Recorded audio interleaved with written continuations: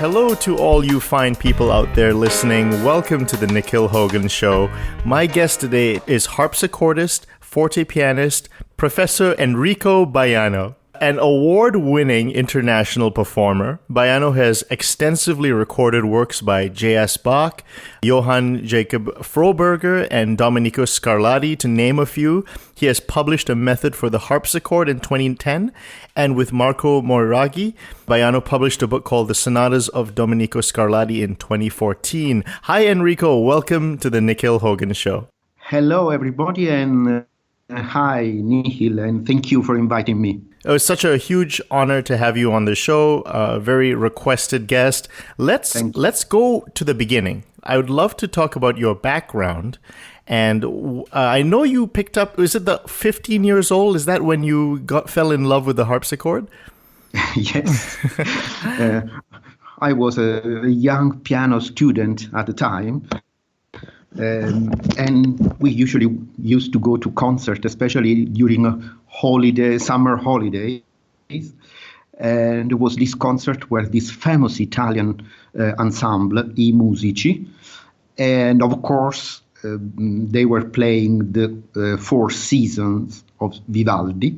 And I saw this strange instrument with two keyboards, the reversed colors of the keyboard, of the keys, and all those pedals. Of course, they were those old instruments, very popular in the 20th century. Yes. So during the interval, I went together with the other guys to ask. I suspected it was a harpsichord, but actually I'd never seen one. Yeah. So I asked the lady who was playing it, and she explained us how did it work. So I asked them, may I try something? Okay, after the concert you come and I let you play something. Okay. And so I did, and that was. Were you always playing, when did you start playing the keyboard instruments? When I was 10, so not very early. Wow. Okay. Would be better to start at 6, 7. And the first 2-3 years were just a hobby, not professionally studying. Right. And so what made that switch for you, that you decided this is what I want to do? Well, a very physical sensation that the mechanical instrument was the continuing of my skeleton. I felt one thing with the instrument, and on the other side, I had the feeling that it wasn't me playing the instrument, but the instrument playing me. So there was no wall, no separation between me and that instrument. So it was one moment I said, okay, I'll be a harpsichord player. Do you get a teacher for that? Did you go to the conservatory for that? How did you start to switch from the piano to the harpsichord? Well, we must think that there was the 70s in Italy, in the south of Italy. So early music and harpsichord were very exotic and not very present in the musical education. So at the beginning, I couldn't find anybody. So I kept on studying piano and composition. I had a very, very talented piano teacher who was a really great musician, and she encouraged me to study also early music. So I started buying books and long plays, and listening, reading, and also listening to the very rare harpsichord concerts were in Naples or were broadcasted over the radio. And also in Italy, at those times, you had to get a diploma in piano or organ. to be able to start studying harpsichord, which was just 3 years after piano. So I had to bite the bullet. Right. Waiting to have my diploma in piano, and then I must say I tried to study, to take private lessons with somebody, but I couldn't find really anybody.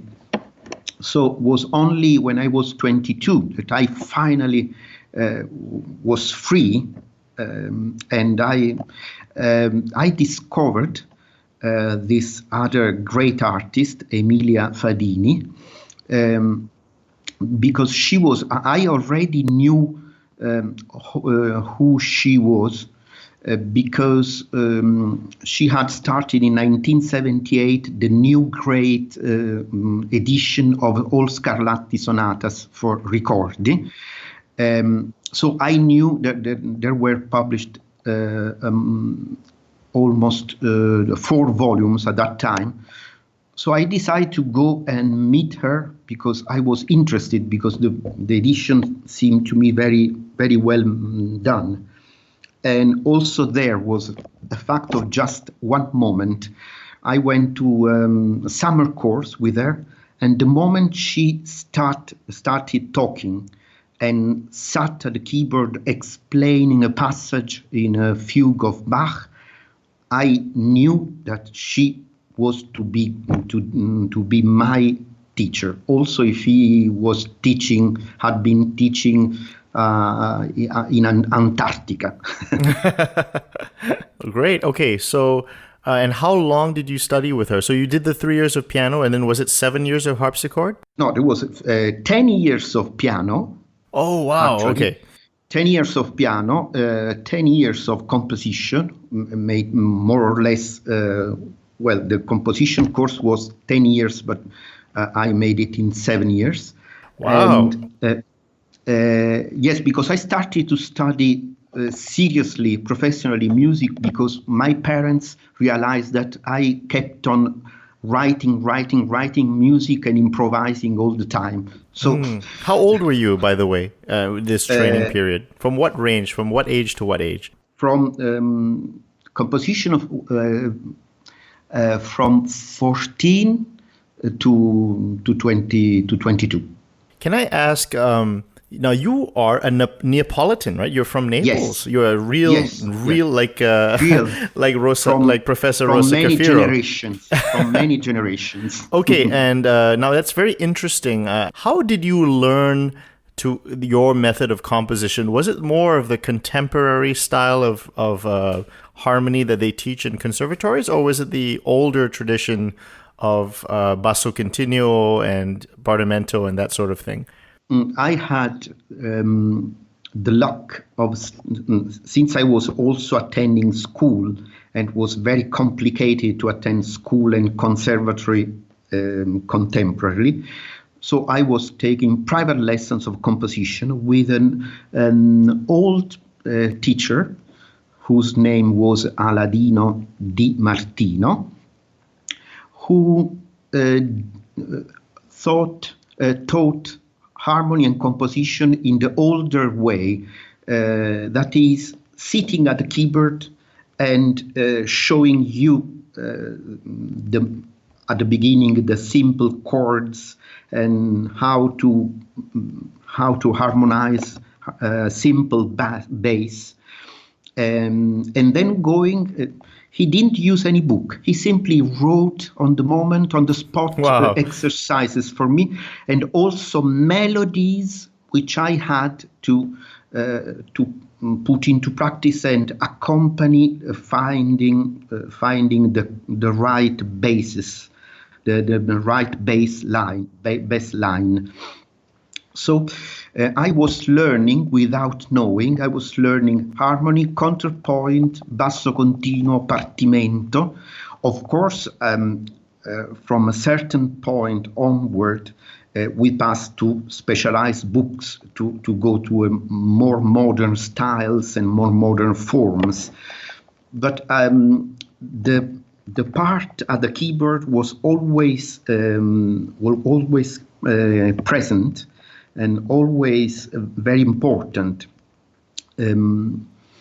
So actually, when I started playing basso continuo at the harpsichord, I discovered that I had already a practice.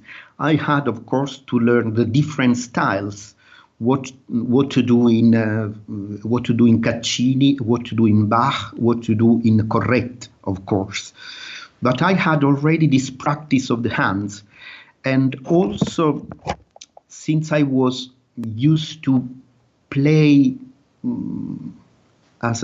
just as a play, for myself, since I was a young boy, because I used to play piano. How do you say in English? By ear. By ear, okay. Also before studying music, so I already knew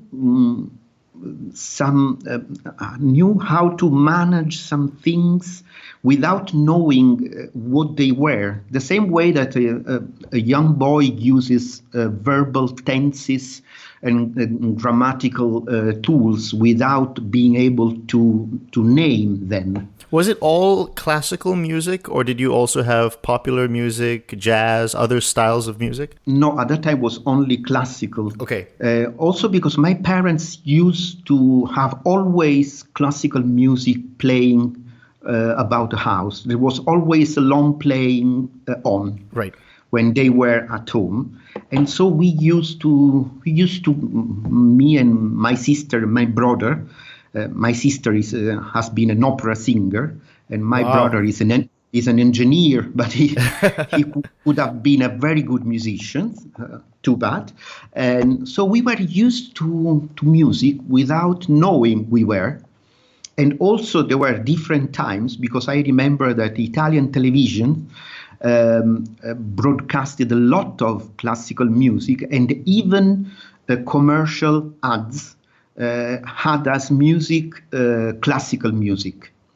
Great. So I remember, for instance, that the Borodin Pavlovskian dances were the music of a mattress fabric industry. For instance.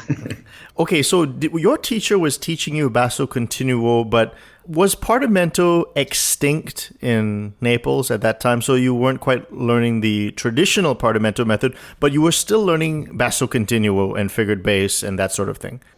Yes, but he wouldn't call it that way. He would simply say, let's study harmony. So sit down, and this is the bass line. And you see here, there is a new thing, because instead of doing this here, you see, he put his hands in. I was sitting, and he would put his hands on the keyboard, all straining his poor back to play for me, to show me. Practically, you see here. So you, instead of doing this, you pass the seventh here, and you do this, and you so try. So, and I tried, and he was he was kind of grandpa. So, for instance, the moment I was making a mistake, he would say. Now you're a naughty boy. Do you see what you do? There are parallel fifths. Naughty boy. No, because you didn't move downward your thumb. You made it go up, and so you had this. So it was very light and nice thing. Yeah. I remember it as really a very, very, very, very pleasant time I had during these lessons. How far did it go? From basic chords, did you do moti del basso, sequences, and other advanced things? 3 years. Because at the end of that, there were the basses with imitation. They were called bassi tematici. We would call kind of Partimento fugue. Okay. Okay, great. Was this is private lessons, or it was in the conservatory? This was private lesson. Oh, wow. Then in the last years, I went to the conservatory with another very good professor who was Francesco D'Avalos, which was in parentheses, he was a descendant of Maria D'Avalos, the wife of Gesualdo da Venosa. Okay. And he thought in a more modern way, so modern harmony and modern style. And so, of course, we needed also that in our formation, in our training. Was that, when you say modern, so are you talking about functions and Roman numerals and that sort of thing? Yes, but also if I found it, I was very fond of the old system. I found the new naming uselessly complicated, but I know it isn't, of course. But I'm better at the older way. And also, I remember that when I happened to talk about harmony with other students from the north of Italy, for instance, they said, you are studying with this older system, with it's worth nothing. So for many years, I felt a bit guilty of all this and didn't talk very much about. Really? And also, yes. Wow. Also, at the beginning of my teaching, I tried to teach continuo, following the systems acknowledged by the, how would you say, by the academy. And then I realized, but why not? Why should I give up all that? After all, they've been teaching that for centuries. Well, this is a great topic, and it makes me wonder, were you one of the few, because I guess in classical music there's not much improvisation in the last 100 years, were you one of the few people who did improvise? Yes, I used to improvise. Did other people improvise, or were you very rare? No, I know people who can sit and play for hours on end improvising, so it's a skill that is still alive. And also it was at those times, but it was considered something a bit for non-professionals. For not, you have to read the score and play what you see. And I've always felt a bit uncomfortable, uneasy with this, because is the score the real thing, or is just the top of the iceberg? When did you get acquainted with Partimento, and do you know Giorgio Sanguinetti and the people in that community? Yes. Well, when I started studying harpsichord with Emilia Fadini, one of the first things she said, okay, you buy the Partimenti of Fedele Fenaroli. They are very good to start to learn. Oh, what year is this? This was 1982. Wow, very, very good of her. Yes.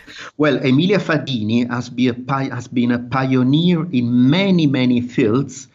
And unfortunately, she hasn't been recognized, acknowledged what she deserved, because, until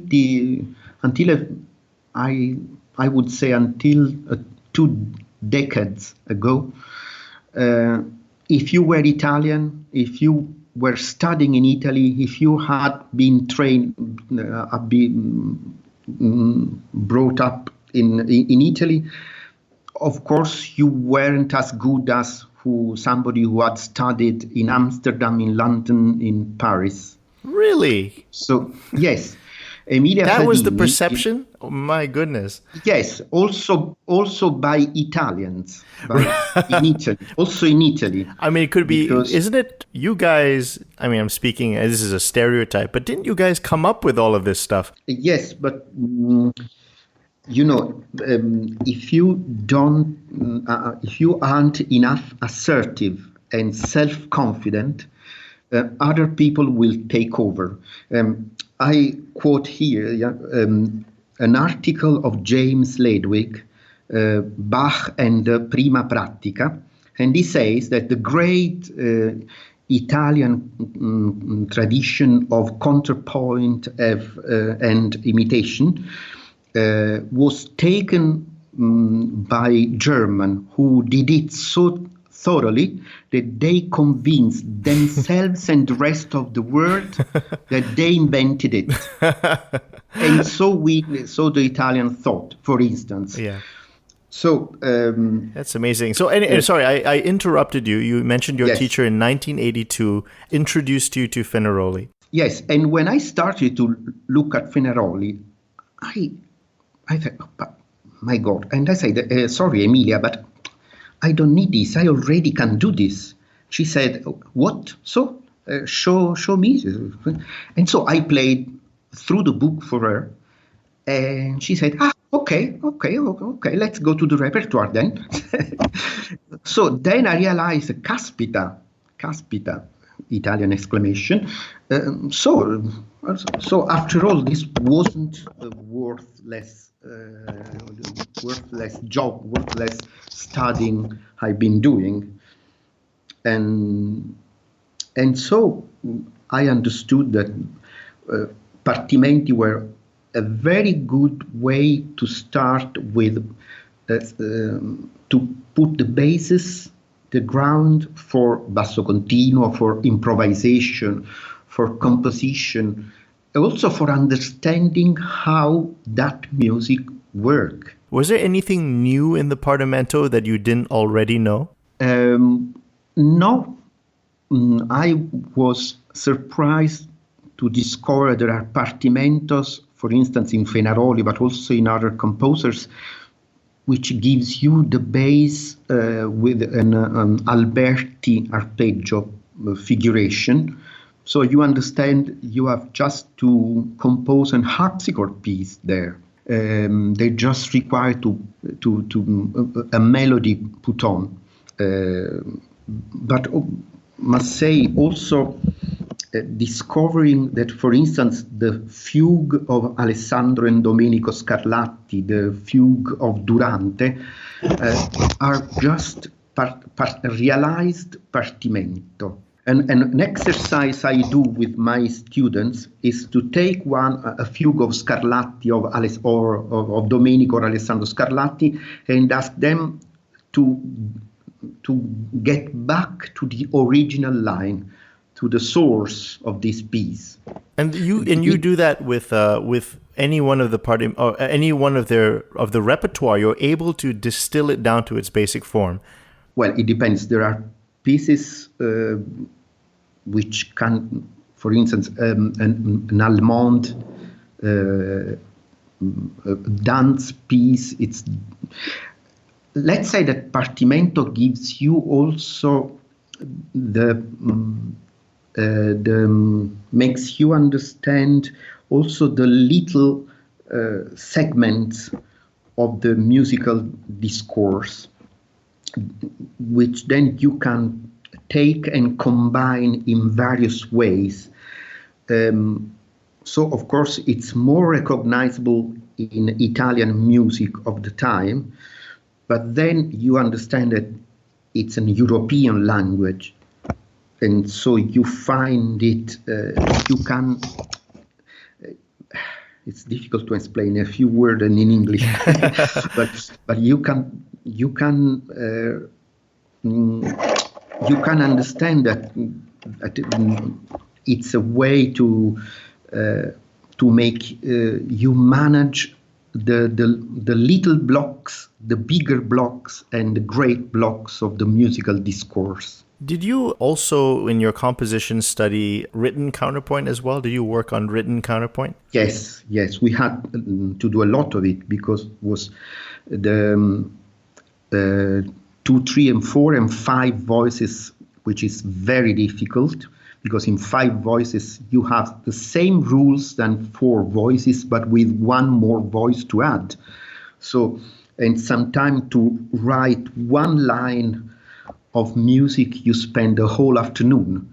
And very often it happened that you were stuck in a point, and you had to delete the previous bar, and to write something you had to delete the previous bar until you had to delete everything from the beginning and start afresh. And then there was this 6, 7, 8 voices counterpoint, and the double choir counterpoint in the style of Gabrieli, for instance. Also because at those times the composition studies in Italy were very hard.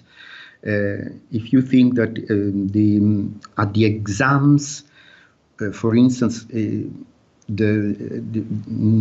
were locked up for 18 hours, and this for 4 times.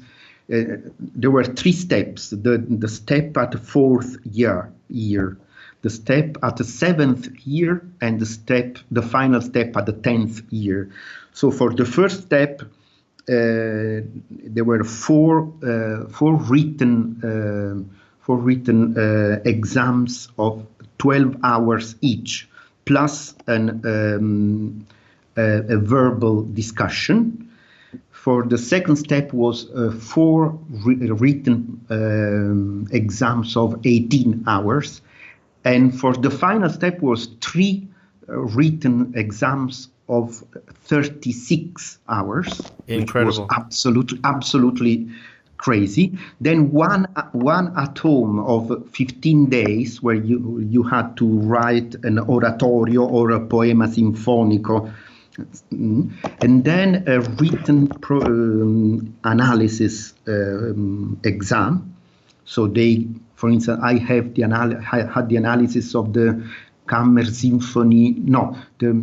The 5 Orchesterstück of Schönberg, and then a long spoken exam. So right. It was quite something, I must say. Now, can I ask, since you are very skilled at counterpoint, I assume you also had modern harmony exams? Was that also part of it?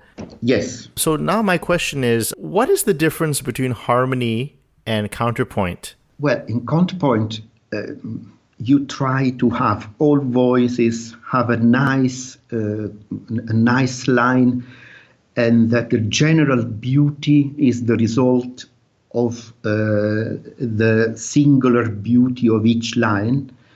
And of course, there can also be a matter of imitation, of complex imitation tools like reversible counterpoint at 2 voices, 3 voices at unison octave, 12th, for instance. While in harmony, you look for a nice line in the soprano part, and then the rest, you fill it up nicely in a correct way, but you don't mind if the inner voices jump or doesn't have an interesting line as soprano has. One thing that when I was learning music is I always wondered, how could people write so fast? How can they write music so quickly? And I was amazed when I was looking at the history of these Partimento musicians and people from the Neapolitan tradition, and then later the Paris Conservatory. They could write very fast operas. They could write operas in a few weeks. And I was like, how can they do such a thing like that? And then they had a very almost like what you went through, a very involved course of counterpoint and harmony.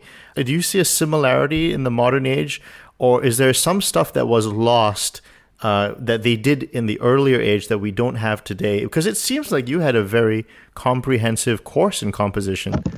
Yes, I had. What we must think that at those times, the language was how to put it? They had a lot of ready-made schemes already there to be used. So actually, and they started since very young, always doing contemporary music. So they played and they invented what they had been listening since they were born. And they simply, they learned the 1,000 ways you can, the 1,000 things you can invent on a simple cadential pattern, or in a moto del basso, the various possibilities of the voices can do. So they had a lot of ready-made formulas, and they, with the Partimento training, they learned how to combine them. It's more or less what jazz players do now, in modern times. They learn thousands of patterns until they can mix together all these patterns in new ways. And of course, mixing, and of course, each person has got his or her own personality. And if you are a better musician than others, of course, this will come up. While in the way you mix things, in the way you find things, in the way you follow or not follow what is expected in a passage, because music is also this, to satisfy or not satisfy the audience expectations. And sometimes it's delightful, which I'm waiting for that. Instead, the genius makes another turn, and I find myself in a new place. And so they had an easier time, I must say, because the language was already there, and the steps to put new things were gradual. While from the end of the short century, the secolo breve, the 20th century, everything is possible. See, if everything is possible, you need a lot of time to find your way and your language. Also, we know everything now, while I suspect that a musician born in Naples in 1685 knew what was around him and something of a couple of decades before him, and that was it. Then growing up, he could get to know more, but at the beginning it was his environment, musical environment, who was the reference, and he had just to learn that. And you also play modern music as well. You have quite a range of what you play. And I'm very interested in the fact that, because you've studied composition, but this is my personal opinion. I mean, sometimes very modern contemporary music can sound quite jarring to the ear, difficult to listen to. And then we always keep coming back to Bach and Mozart and older composers. Now people are thankfully relearning about the Italian composers as well. Are they doing something right, is contemporary music is it getting farther and farther away from listenability in some senses? Well, it depends, because there are some composers which I find absolutely poetical. For instance, Ligeti or he's Berio. Great. Yeah. Berio or Francesco Pennisi. What we should do listening to this music, it's simply remain open and remain permeable. Permeable? Oh, I don't know the word in English. Like a sponge, which absorbs. The mistake we do sometimes with contemporary music is to try to put it in categories we already have, and also try to understand. The understanding comes after savoring it. I mean, something which has been produced by a human brain can be taken up by another human brain if simply it remains open and also relaxed, without want to understand, to simply let it enter. And of course, there are tastes. Somebody can find Ligeti absolutely boring. I find him exciting. Also Penderecki, for instance. And I must say, Ligeti is one of the very few modern composers who really knew how to make a harpsichord sound well, sound good. Because normally the modern composer treat the harpsichord more as a piano and write things which really reveal all the problems of harpsichord instead of his possibilities. While, for instance, Manuel de Falla or Poulenc or Ligeti really wrote, and also Petrassi, wrote things which really work on the instrument and make it play good and give new sounds which are really worth listening to. There's an interesting thing you said in an interview.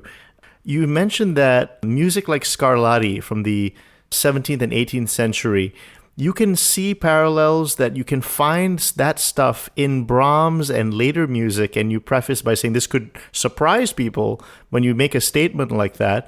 And I'm very interested in that parallel, where the music is connected. You can see things that connect older eras and more modern eras. Can you speak more upon that? Yes. I think that each of us is the sum of centuries of history in cultural, in emotional and artistical sense. So this is even more true in music, where musicians listen to the music before them, which was before them. So, for instance, Scarlatti is such a genius, such interesting composer, that all the great composers studied him thoroughly. And so they consciously or unconsciously used elements or procedures of Scarlatti music, not only of Scarlatti, for instance, also of Bach. But for instance, Brahms consciously quoted Scarlatti several times, for instance, at the beginning of a lead. Or there is a passage in the second piano concerto, in the first movement, where he quotes a passage of Sonata K 126 with crossing arpeggios between two hands, very difficult. But also, for instance, Beethoven, who knew very well Scarlatti, also because he had access to a certain private library in Vienna, where a lot of important manuscripts of Scarlatti sonata were kept. And so Beethoven was very familiar with Scarlatti. Yes, he was. And also because in Vienna there was a very important edition, very important series of musical publication, which published almost a good many sonatas of Scarlatti, which would have been otherwise lost if they hadn't been published yet there. And so, for instance, Scarlatti loves the sudden change of subject, the irregularity in phrases, and if I think of some pieces of Beethoven, like for instance the rondo of the sonata in D major, opus 10, number 3. It's a very Scarlattian piece where he starts and stops. He gives at the beginning, he just gives sketches, and only after when things start to happen, he starts going in a more regular way. But this is also a typical procedure of Scarlatti, of starting the sonata with a stop and go. And sometimes the sonata is not very long. So when we really think that the sonata is really starting, he's the final close and it's finished. But also this I see also in a more complex way. For instance, the expressive language invented by Italians between the end of 16th and the beginning of 17th century with Monteverdi, Caccini, Frescobaldi. They, in the aim of find even always more and more connection between music and text, the Italians created this true dictionary of musical figures, which were apt to express and depict all possible feeling and all possible nuances of the poetic text. And all these figures spread all about Europe, because all Italians traveled a lot, but also Germans, French, English, they came to Italy to study and came back to their countries.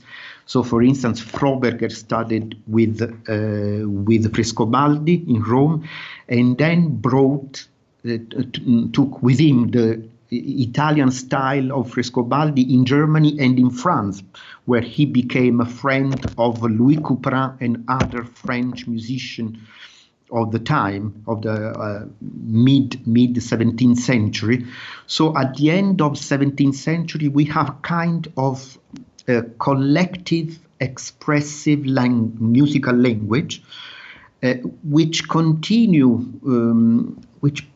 goes over the time.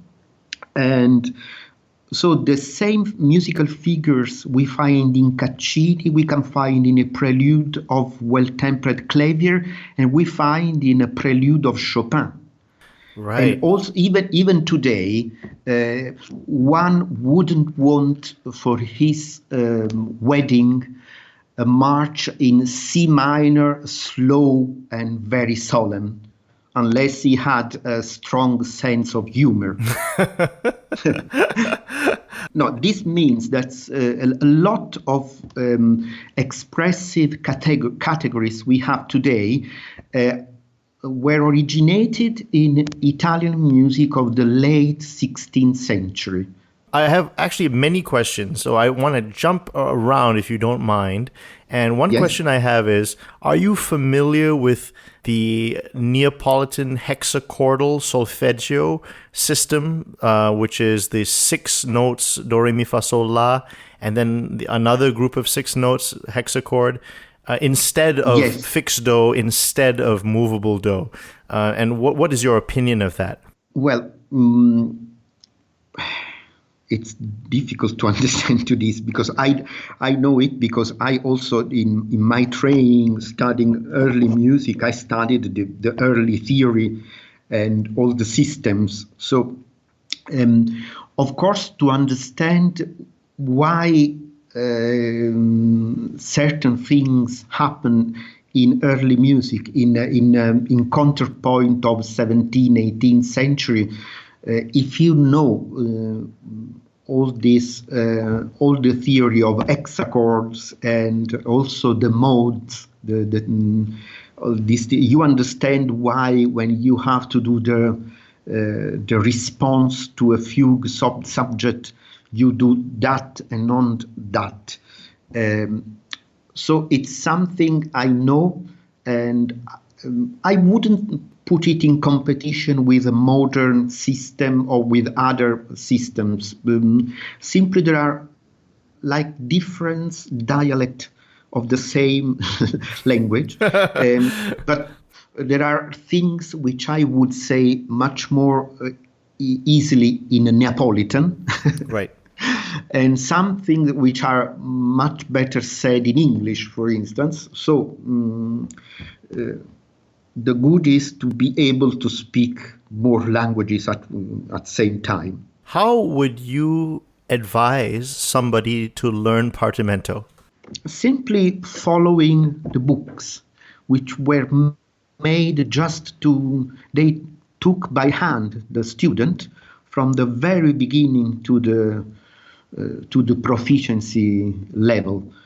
So, for instance, Fenaroli, it's not musically that great thing, but it starts from the very beginning.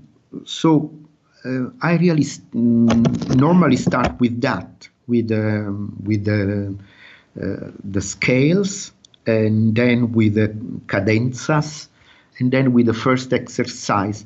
And then when the student is more able to do things, I can pass to more difficult partimentos of Durante, of Zingarelli, of Alessandro Scarlatti, of Mancini.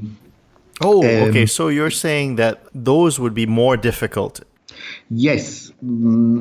Yes, because Fenaroli writes at the end of 18th century, so he's already in a period in which there aren't real novelties and experiments in partimentos, but there is the codification of rules and a codification of an academy which has to be transmitted in one block to the next generation, while the beginning of 18th century, for instance, the different authors writes, it's more living real music. I'd say from a Partimento Durante can really become a true piece, which I can play in a concert, while a Partimento Fenaroli is not.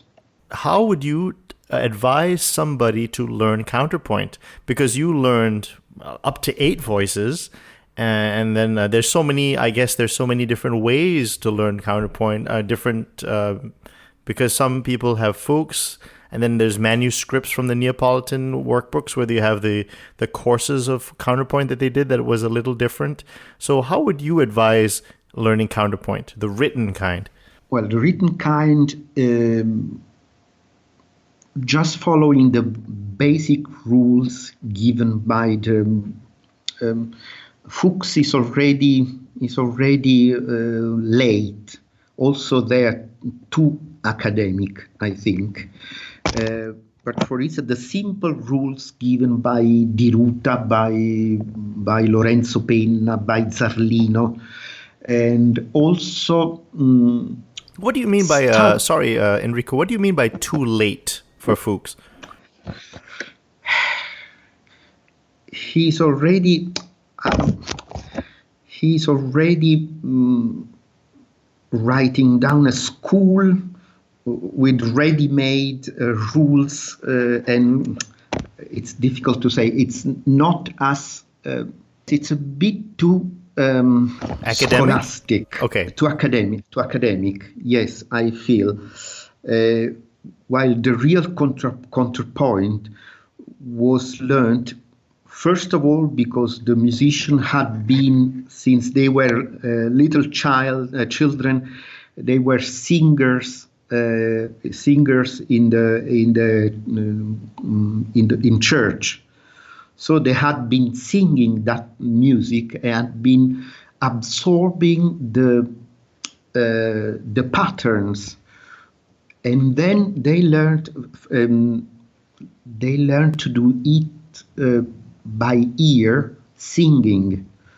So, for instance, the teacher asked a student to sing mi, re, do, and asked another student to sing a line on these three notes, which could be do, si, do, or do, si, do, or sol, do, si, do, because they all had sung such patterns dozens of times. So Adriano Banchieri says that the keyboard is our cartella. The cartella would be the music sheet, the paper of the music paper. And he says we don't learn it by writing it down at once, but singing it or improvising it on the keyboard, which doesn't mean improvise at once a 4 voices long counterpoint, but starting with a few formulas, a few clauses. So, for instance, mi, re, do, or do, re, mi, fa, and invent something which is fitting with the counterpoint, rules. But would you say you have to have a teacher? Yes, yes, because of course the teacher can help you to understand what you are doing and why this is leading you somewhere, and this other solution isn't leading you to a stuck. I'd love to ask you to comment on something on the internet, and especially in modern music theory among places on social media, and I guess it's been the trend for the last 100 years. Basso continuo is, as you mentioned, there was some people who were thinking it was old-fashioned, out of date. Some people say this is only for music of the older era. It's not applicable for any music of this century or anything. And I'm not just talking about only like very modern music like Ligeti. I'm talking about just anything, jazz, popular music. Do you feel like Basso continuo is outdated or irrelevant, or do you feel like there is something to be said for it in the modern usage? Well, of course, basso continuo is strictly related to a period and to a repertoire, of course. So it's not outdated in the sense that we do play that music. And so also, I'd say that jazz players are doing basso continuo all the time, because they do exactly what Baroque musician did. They learned a complex harmonic system by learning to play and play and play and to improvise on harmonic patterns. So I'd say that in all, for instance, in pop music, you find that they do a modern basso continuo, because every keyboardist put his hands. He doesn't need a score to accompany the singer. He just been told, okay, here we go with C7, and then we go there, and here you turn, and they just talk about doing, and then he does it. So there is also, this is, I could say, it's a modern filiation of ancient basso continuo. Can you comment on chord invertibility, fundamental bass, and counterpoint, in the sense that, do you think it's totally okay to think in terms of these invertible chords as it was? Because there were, I guess, CPE Bach said that his father didn't follow Rameau's theories, but we know that Mozart when he was teaching Thomas Atwood, he would have talked about chordal invertibility. So can you just maybe help me out to understand about this? And because certainly in jazz, if I say a C7, it's not just from C in the root. It could be E or G or B flat. And so how does that relate to counterpoint and thinking of chords that can invert, or thinking, no, there's no such thing. Chords are, I count from the bass only, and if it's a 6 chord, it's a 5 chord. I don't think of inverting. Yes, in counterpoint, you just think for intervals. So if you have a mi in the bass and you have a sol and do in the other voices, I don't think I'm doing the first reversal of C major chord, but simply the voices happen to have this. Also because in historic counterpoint, there were very few superpositions which were considered acceptable. Then when we know that in the 18th century, a more scientific approach began to the harmonic science, and so they were conscious that, of course, there were this reversing of chords, but this was when they already were not thinking in contrapuntal terms, but simply in vertical superpositions. So my question is, these are both okay to you? So you can also think vertical, you can think horizontal. Is that, because some people would say, like Bach would say, no vertical. I mean, no, not thinking of the chord inversion. Every chord is unique. And then some later theorists are like, no, it's more scientific. It's okay. And where do you stand on that? I must confess, I don't have a definite position in this. Because the problem being managing so many different music is that you understand the reason of each one. So I understand why. For instance, when I teach the continuo in Monteverdi, I have to remind the student, please don't think this is C major and we are doing. Please don't think this. But of course, if I in teaching Philipp Emanuel Bach or Pergolesi, it's another story. So to me, they are perfectly equivalent. They are simply, as I already said, different point of view of the problem. Maybe I'm not enough scientific. I'm more a practical musician, not very theoretical. Do you find certain inversions of chords are not as effective in certain situations as others? So that even though a chord can invert, it doesn't necessarily mean you would use them all equally. Well, this regards more the composer. But for instance, sometimes Bach uses some position in the chords which are very, very strange, but they sound great. So maybe another composer wouldn't be able to use that chord so effectively. And on the other side, Scarlatti, sometimes you wonder, how is it? It's so wonderful and so rich, while the harmonic bass, it's after all, it's very simple. This is just the 5th grade, and then 6th grade, and then that, and nothing so strange is happening here, but it's absolutely stunning. So it's always the question of who is doing what. Right. Wow. I mean, can you believe this hour is just flown by? I actually have a fun question to ask you. Yes. You wrote a brilliant harpsichord manual and also a book on the Sonatas of Scarlatti. Can I just ask you a quick question? What do you think of Glenn Gould's interpretations?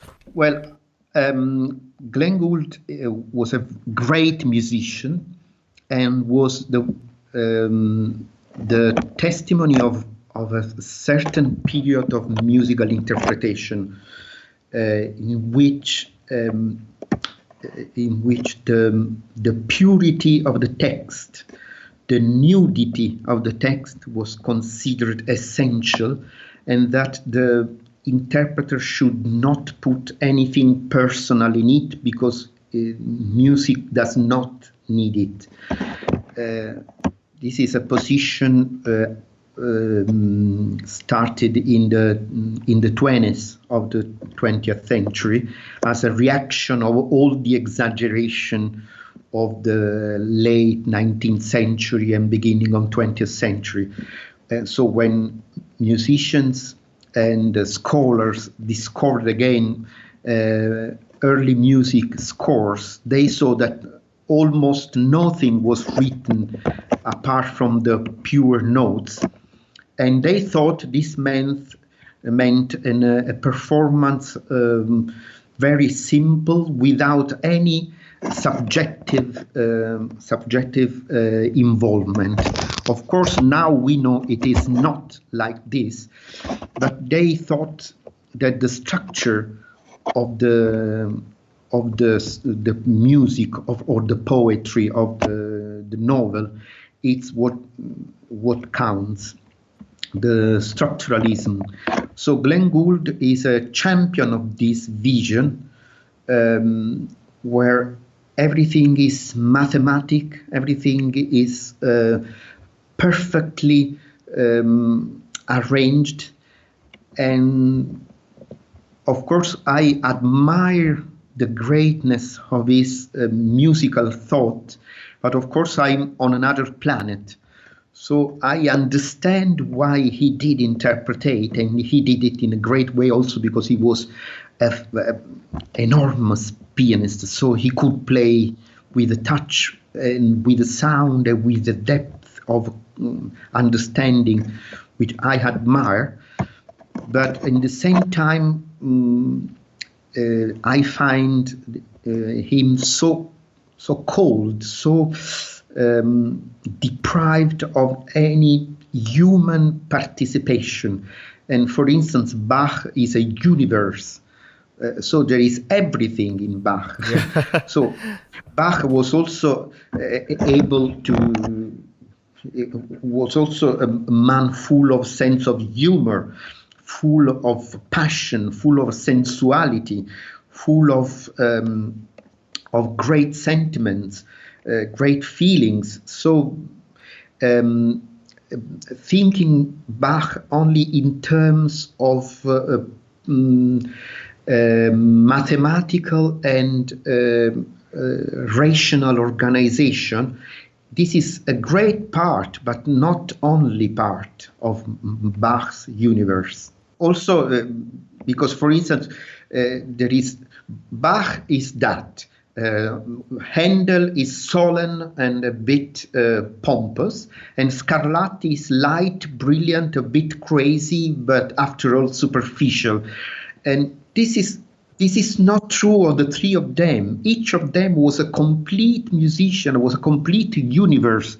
So, for instance, the capacity of form control of Scarlatti is as great as Bach's. But looking at these composers with this lens, which we put before, makes us miss a lot of Bach, a lot of Handel, a lot of Scarlatti. Would you like to see younger musicians compose more, improvise more? What's the balance between repertoire and original composing in your mind? Well, not everybody is able to improvise, and this has always been like this. So, for instance, François Couperin wrote his 8 preludes in his Art de toucher le clavecin, because he said, since not everybody can improvise a prelude, I wrote this so you can use them to test the instrument. So I always say tell my students they should work on several ends of the problem. From one point, for instance, study very carefully and without overlooking particulars, a piece, but on the other hand, also playing it sometimes from beginning to end, also if nothing is perfect and not everything is perfect. So at the same time, I suggest to play by ear, to try to reproduce a music one knows on the keyboard, because it's important to be able to being able to do this. And also, if one is able to improvise and to compose, not to give up that. So, for instance, I regret that I don't have as much time as I used to improvising, because time is never enough. So I think improvising, playing by ear, and also sight reading, it's very important and shouldn't be overlooked. What do you think of the, I think it's been within the last 2 years, there is a wonderful group on Facebook called The Art of Partimento, and it's grown, it's added something like 2,000 new people in the last year. Yes. 2,000. Yes. And so something is happening. A lot of people are very interested in Partimento. There's also a lot of people interested in general bass and thorough bass. It seems to be there's this interest in what you mentioned earlier, the older methods of looking at music. How do you feel that something is happening and a little bit more interest is happening with regard to these old methods? Well, I had the answer from a student of mine, which wasn't particularly talented, but he studied was a very hard worker. And so he studied a lot basso continuo and partimento. And once he came and said, now I understand so many things more about what the pieces, the repertoire I play. Now many things go at their place, and I can see the whole as a one thing. And it's easier to keep it in mind, to control it.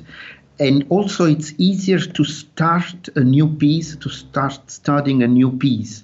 So I think that's why so many people are interested in Partimento today, because when you study a lot of complicated modern functional harmony, okay, it's very interesting. You take a score of Bruckner or Mahler and you understand a lot of things. But anyway, when you have to study a sonata of Beethoven or a piece of Schumann, you keep on seeing it as simply a sequence of notes which must have a reason why they are put in those ways, but you just don't know exactly why. So you study them very well until you know it and you understand and you play it. While studying with the old system, people do understand why there is this, and after this other thing comes. They understand the grammatic and the syntaxis. It's like learning a foreign language. When at the beginning one can just say, I see with my English. When I was a young man, I could manage speaking English with a great exertion, and I could say things. I could make people understand me and understand somehow English speakers.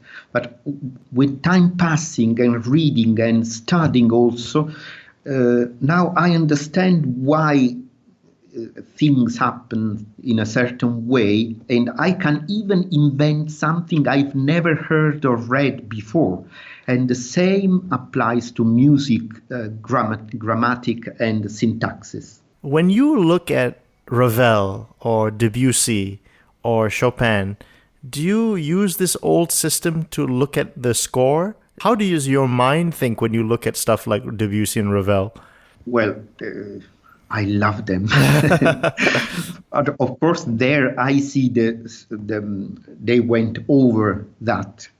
So the old system can be useful to see how they went over and introduced new elements which are not which I could not put into a Partimento school. Also, if looking, for instance, both Ravel and Debussy, like all the composers of 20th century, they go back to ancient modes which were abandoned during the 19th century.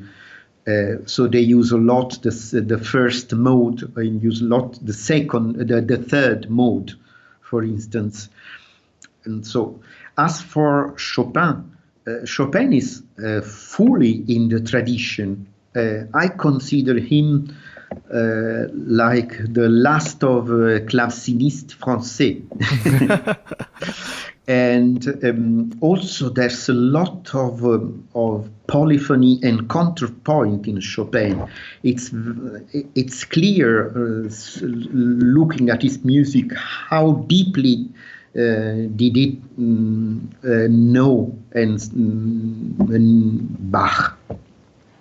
So there are many voices moving in the music, but you can't see them at a first sight because he writes in a true keyboard way. But we know that also in keyboard counterpoint of Italians or French in the 18th and 17th century, very often the counterpoint wasn't evident at a first look, but at a closer look it was there. And so it is in Chopin, which I really feel he is really in the tradition. Since I love all the music, and so I always listened and try to understand all kind of music. I see that from the second half of 16th century to the very end of 19th century, I can see a single line going in music. And for instance, if I read what Czerny writes in his piano Klavierschule about interpretation, is not different from what Philipp Emanuel Bach writes. So the language is a bit more complex, but the approach to the musical text, it's not so different. So there aren't these great fractures between 16th and 17th, 17th and 18th and 19th centuries. Okay, I want to end on some really quick fun questions. Yes. So I think it's good to always end on a light note. And so I want to ask you, so these are just very quick questions. You don't have to give me a serious answer. Okay. Who are your top 3 pianists?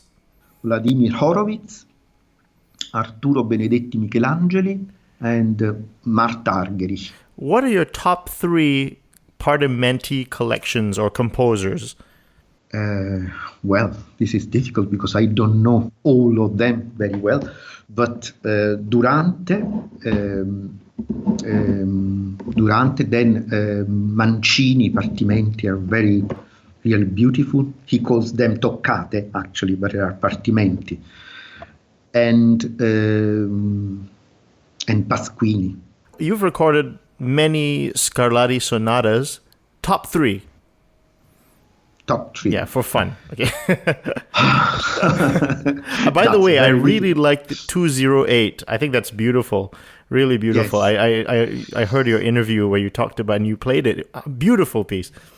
Yes, it's one of the most beautiful pieces of the 18th century. Then 426. 426? Which is 426. It's absolutely incredible. And and 119, because it's a fantastic and crazy jota, where real Spanish music with these crazy dancers dancing about, also stamping their feet on the ground, and it's incredible. Well, may I add the fourth one? Yes, of course.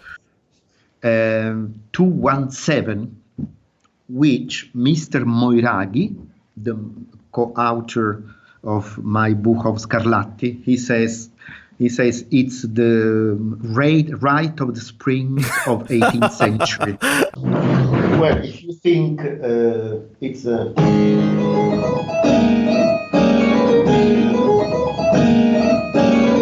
And in the second part,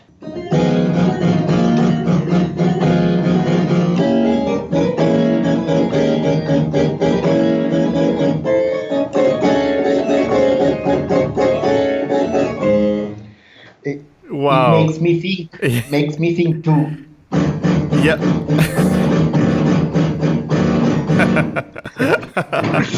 I like to play Stravinsky Rites of the Spring on the harpsichord. It sounds great. Some passages come out really effectively.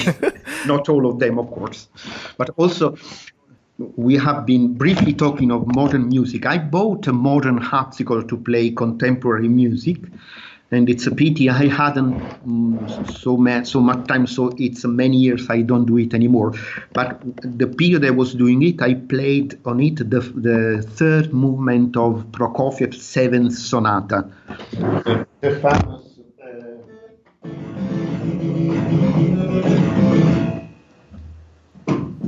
That's the rock and roll sonata, right? Yes. I had studied it on the piano, and I wanted, the third movement was absolutely perfect on the harpsichord. How about top 3 pieces from the well-tempered clavier? Gosh. First book, number 4 in C sharp minor, and number 1 of first book, I must say. The Prelude, the Prelude in C? Prelude and Fugue in C major. And the second book, number 18th, G sharp minor. Why these 3? Well, G sharp minor because, the fugue is a double fugue, and also it is kind of a lullaby, of kind of barcarolle, a kind of dreaming and bit hallucinated piece, but it's a fugue. So you have this deep feeling, this great, so expressive, but so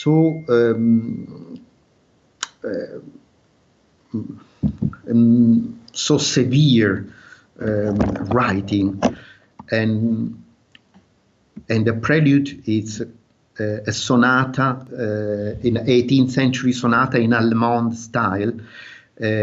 Also there is a great expressivity, but in a great severity of writing. And the first fugue, it's because when I was when I was 10, I found the old book of my mother's old book of Bach, and I started playing the Prelude. The Prelude was easy, of course, and the fugue was not. And I could hardly read music, but in weeks and weeks hard work, I managed to play it all, the whole fugue. And I found this idea of having different lines playing the same theme was absolutely delightful. And I tried to write a fugue myself. I was 11. So it's kind of infantile remembering. Also, I could say those few, the number 23 of second book, the B major. The prelude is this brilliant toccata, and the fugue has this marvelous invertible counterpoint at 12th, which I love because it's one of the most complicated things to invent. If you could meet any musician in history, if you could jump in a time machine, who would it be and what would you talk about? Oh my God, only one, just one. Then it would be Bach. And what would you talk to him about? If he thought that it's right to play with so many sentiment and personal involvement as I do, or really I'm completely on the wrong path, and Glenn Gould's path, it's the right one. Do you secretly, for your fans, do they know, do you have a secret side where you play non-classical music for fun? Do you play, for instance, like jazz or popular music, Italian folk songs? I mean, just any other, perhaps non-classical music? Sometimes I do. Sometimes I found myself playing children's songs for children, for instance. Or once I had a little tournée with a very talented and skillful actor-singer making all pop music, which were great, with Madonna and also with oh my God. I've got a senior moment. The name, the author of Sophisticated Lady. Oh, is that Duke Ellington? Duke Ellington. Yes, we made Duke Ellington and Madonna and other pop music, and we had great fun. And yes, and of course Napolitan songs. Excellent. Well, what can I say? I mean, the great master Enrico Baiano. What a pleasure to speak with you today. Now, please let my audience know what events or projects do you have lined up for the rest of the year and next year as well. Well, this is a very bad period, so, almost everything has been cancelled. But I should be able finally to record Bach's toccatas, which I should have been recording in May, but it was delayed. So then there will be a concert in Helsinki on the 21st of March. A concert in Rome should be on Frescobaldi recital in Rome on the 1st of March, which is the day of the death of Frescobaldi. Then a concert in the north of Italy, near Genova, at the beginning of July. And another concert in Milan at the end of July. But I haven't established yet the programs, because now with harpsichord programs, fortepiano programs, I've got always a lot of choices, and also the organizers of the concert can't decide if they prefer fortepiano or harpsichord recital. So we are still planning all this. Wonderful. And so it was such a pleasure to talk to you today, Enrico. And I'm sure a lot of people are inspired by you and look up to you as a musician, as a player. And so thank you so much for being on the show. I hope you had a good time, and I hope to see you again soon for another conversation. It was absolutely wonderful for me. Thank you to you all. Thank you so much, Enrico. Bye-bye now. Bye-bye.